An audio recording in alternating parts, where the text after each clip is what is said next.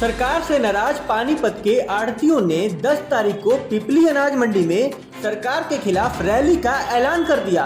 आढ़तियों ने कहा सरकार लगातार उनके साथ वायदे खिलाफी का काम कर रही है। आढ़तियों एसोसिएशन ने कहा प्रदेश भर से किसान व आढ़ती लेंगे रोड रैली में भाग। पानीपत अनाज मंडी के प्रधान धर्मवीर सिंह मलिक ने कहा सरकार ने उनके कमीशन में कटौती कर उन्हें बेरोजगारी की तरफ धकेलने का पूरा प्लान बना लिया है। सरकार के नए अध्यादेश की भी एसोसिएशन ने पूर्ण रूप से विरोध कर दिया है। कहा आने वाले समय में किसानों के लिए भारी समस्याएं उत्पन्न हो सकती हैं। क्या मीटिंग थी सर? आज हमारी मीटिंग है आने वाली 10 तारीख को पिपली अनाज मंडी में एक बहुत बड़ी किसानों की आढ़तियों की मीटिंग होने जा रही है। उसके अंदर ज्यादा से ज्यादा आढ़ती भाई और किसान भाइयों को वहाँ पहुँचाने के लिए हमारी मीटिंग थी। तो क्या मुद्दे रहेंगे, किस मुद्दों को लेके वहाँ ये मुद्दे तो जो 3 अध्यादेश हैं जो हमारे इन्होंने किसानों की आढ़तियों के खिलाफ जो 3 अध्यादेश इन्होंने जारी किए, एक तो वो मुद्दा है। एक हमारी आढ़त इन्होंने काट ली, लगभग 60% हमारी आढ़त इन्होंने काट ली, जो कि टोटल का 60% काटा है। जैसे किसी की 1 लाख थी तो उसको 40,000 मिले। तो एक मुद्दा वो बहुत भारी मुद्दा है। किसी मजदूरी भी नहीं हमारे को मिली, मजदूरी भी काट ली गई हमारी। हमारे साथ बहुत ज्यादा सरकार कर रही है इन मुद्दों के ऊपर। कई मुद्दे ऐसे हैं जैसे ई ट्रेडिंग के विरोध में है। एक अध्यादेश है जो कि बाहर माल खरीदेगा, जिसके पास सिर्फ ये कार्ड होना चाहिए, एक पैन कार्ड, वो बाहर माल खरीद सकता है। और खरीदने के बाद वो कहाँ जाएगा, क्या करेगा? किसान कहीं किसी कोर्ट के अंदर भी उसकी दलील अपील नहीं कर सकता। कल को वो भी अपील का सरकार ने उसको अगर पैसे नहीं देता वो पारी, तो वो एसडीएम को सिर्फ केस कर सकता है, न कि कोर्ट में केस कर सकता है। कोर्ट से न्याय मिल जाता है। और एसडीएम तो एक पैरेलल तो सरकार की बॉडी होगी, उसको तो जैसे सरकार आदेश देगी वो फैसले वो करेगा। तो हमारा इसके खिलाफ बहुत भारी काम है कि बाहर तो जीएसटी भी खत्म और क्या नाम आढ़त भी खत्म और क्या भी मार्केट फीस भी खत्म। तो मंडियों में सब कुछ लागू है। क्या सरकार इन सभी चीजों को बढ़ावा दे रही है? 2 नंबर पे करने के लिए जा रही है। सब कुछ सरकार ऐसा काम करने जा रही है कोई 2 नंबर का काम हो। दूसरा मुद्दा है कॉन्ट्रैक्टिंग फार्म। भाई किसान की खेती, अंबानी अंडानी जैसे बड़े यहाँ पर आए, बड़े बड़े उद्योगपति यहाँ पर आए और उसको कॉन्ट्रैक्ट पर लेकर खेती करें।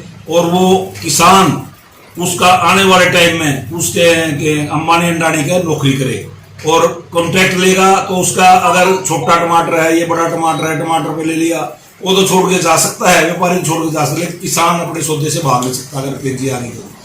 एक तीसरा अध्यादेश है इसके अंदर, क्या नाम है, एक कॉन्ट्रैक्टिंग फार्म हो गया, एक कॉन्ट्रैक्टिंग फार्म हो गया और एक हो गया ये क्या नाम है। और तीसरा अध्यादेश है जो किसानों के ऊपर इन्होंने थोपा जा रहा भारी भरकम। भाई आप लोगों को कोई गारंटी नहीं होगी एमएसपी की, एमएसपी से माल खरीदा जाएगा, नहीं खरीदा जाएगा। तो इस तरह के अध्यादेश इन्होंने किसानों और आढ़तियों के ऊपर सौंप दिए हैं। आढ़तियों की मजदूरी दे रहे, व्यापारियों खत्म कर रहे हैं। हम सोचते थे पहले बीजेपी सरकार, हमारे बड़े बड़े कहते थे व्यापारी हित की है, लेकिन उन्होंने तो व्यापारी भी, किसान भी मार दिया, व्यापारी मार दिया, मजदूर भी ठोक दिए ठा गए।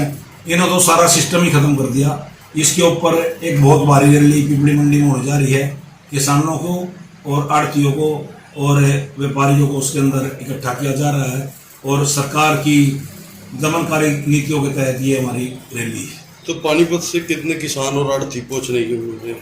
पानीपत से लगभग 2,500-3 हजार किसान और आढ़ती यहाँ से जाएंगे। हमारे पानीपत डिस्ट्रिक्ट से 2,500-3 हजार के करीब जाएंगे और हमारी रूपरेखा सारी तैयार हो गई है। और पानीपत जिला मंडी किसी भी तरीके की कमी नहीं रखेगी इसमें सहयोग देने का। डीएसपी हेडक्वार्टर सतीश कुमार वत्स अब महेंद्र चावला के आरटीआई मामले में सूचना अधिकारी नहीं रहेंगे। सूचना आयोग ने महेंद्र चावला की शिकायत पर सुनवाई करते हुए 28/8/2020 को ये आदेश जारी किए हैं और एसपी पानीपत को सतीश वत्स की जगह दूसरे किसी डीएसपी को सूचना अधिकारी नियुक्त करने के आदेश दे दिए हैं।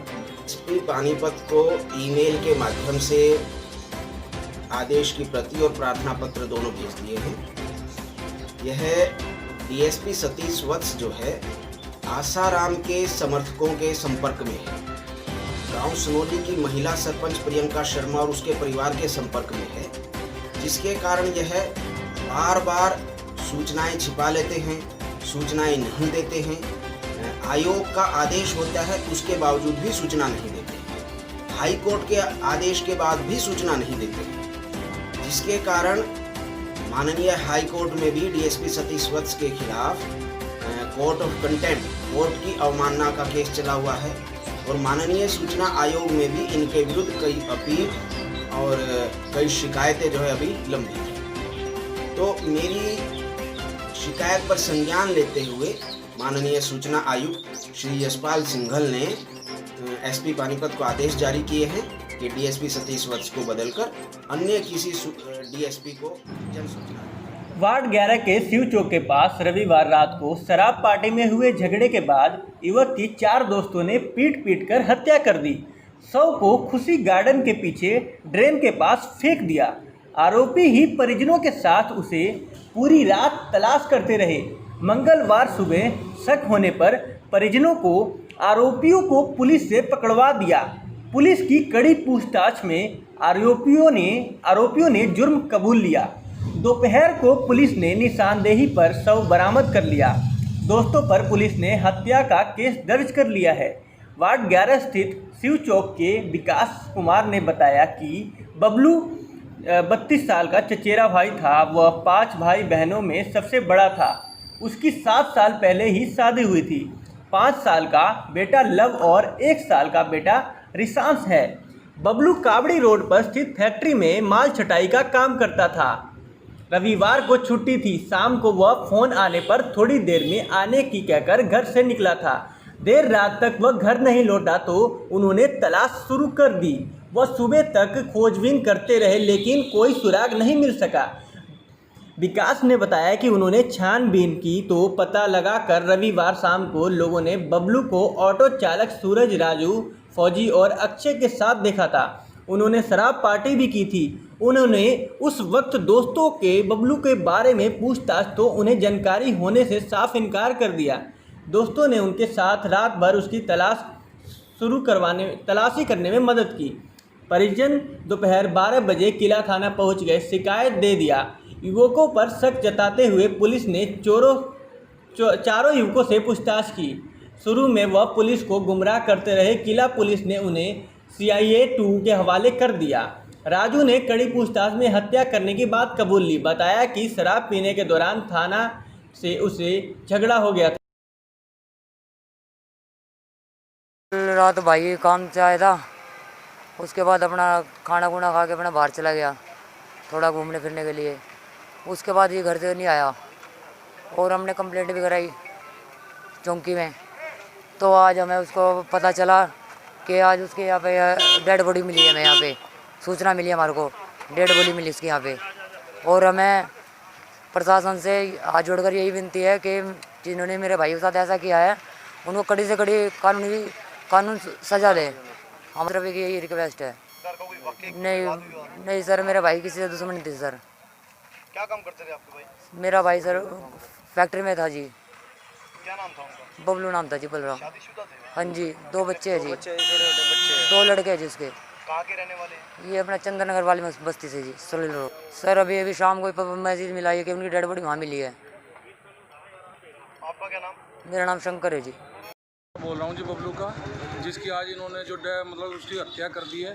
भाई हमारी शासन और प्रशासन से यही रिक्वेस्ट है कि जिसने भी मतलब जो पकड़े गए वो तो पकड़े गए, जिसके अलावा जो फरार है या जो भी साजिश करता है, भाई शासन प्रशासन से हमारी यही रिक्वेस्ट है भाई उसको मतलब जहाँ भी वो भाग रहा है या कहीं भी है उसको पकड़ा जाए और हमें इंसाफ दिलवाया जाए। तो नहीं पकड़े गए तो फिर आगे की कार्रवाई फिर अपना आप देखिए। नहीं जी, ऐसा कि मतलब दुश्मनी का कोई नहीं है भाई किसी से दुश्मनी है।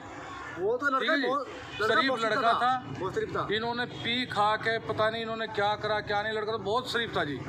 आज तक कभी नहीं कहीं भी लड़ा वो लड़का। किसी के ऊपर शक नहीं जी, कोई शक नहीं है। पर जिसका मतलब नाम है भाई इनमें से एक फरार है, इन्होंने बता भी दिया। तीनों चारों जो अंदर है उन्हीं से उड़वाया जाए, वही बताएंगे सारी कहानी जी।